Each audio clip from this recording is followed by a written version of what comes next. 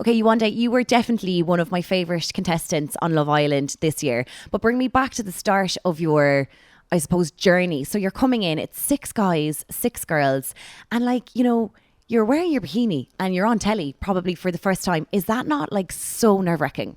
Do you know what it is? But I think you forget that you're on TV. It's just like you're like literally standing there. I remember standing there in line, like looking left and right at all the other girls, and I was like, I actually can't believe I'm here. I just like standing there and taking everything in, looking at the villa, because obviously I've watched the show, and then standing there in that moment in time, like I'm actually here. Like I actually made like the original cast, and we're super amazing. You just kind of forget that the cameras are there and that you're on TV. Really, I was going to ask that next because obviously we saw I suppose a lot of arguments and a lot of characters in there. Is it really, really quick as soon as you get into the villa that after a day you just actually forget that you're being watched 24 hours a day? No, you do, because the camera's not in your face. They're actually hidden. You do see them sometimes when you're walking up the stairs, but apart from that, you kind of do forget, and you just kind of relax, enjoy the experience, and kind of get to know everyone, really. And you were kind of, I suppose you could say, unlucky in love in the villa, particularly with the Danny and the Arabella moment. Looking back at all that situation now, do you laugh? Do you cry? Do you cringe? How do you feel about all of it now?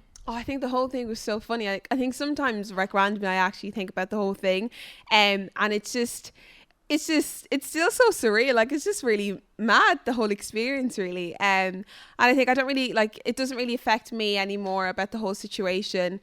Arabella's lovely, and I've kind of moved on from Danny, so yeah. Amber and Greg won, and Amber was one of your besties from day one. So how over the moon were you to find out that they were going to win? Yeah, super excited. The minute Greg kind of came in, I was really happy, and I really did want her to kind of pick Greg. And then when she did, and I kind of seen them kind of blossom, and obviously I was on the outside, so I was seeing all the comments on Twitter and Instagram and how everyone was kind of feeling about them too, which is really nice and positive to see. And then obviously when they won, it was amazing, really.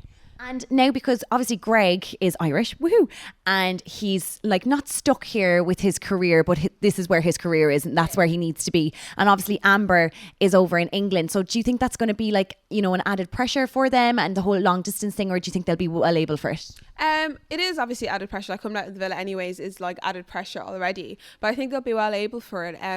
London isn't too far away, it's only a plane ride 40 minutes away, so I think if they want it to work, it definitely will, and they both do want it to work, so I see no problem there. If you could give any advice to anyone who was thinking about applying for Love Island this year, what would you say to them? I'd say 100% do it, because I applied. I didn't think I'd get it. Never in a million years I think I'd get it. I just literally applied. So I think if you want to do it, just apply for it. You never know. You're out of the villa now. Your phone is blowing up since I've met you in the last hour or so. So are you non-stop busy all the time? Can you tell us about any projects you have coming up and stuff like that? I can't tell you about any projects just yet.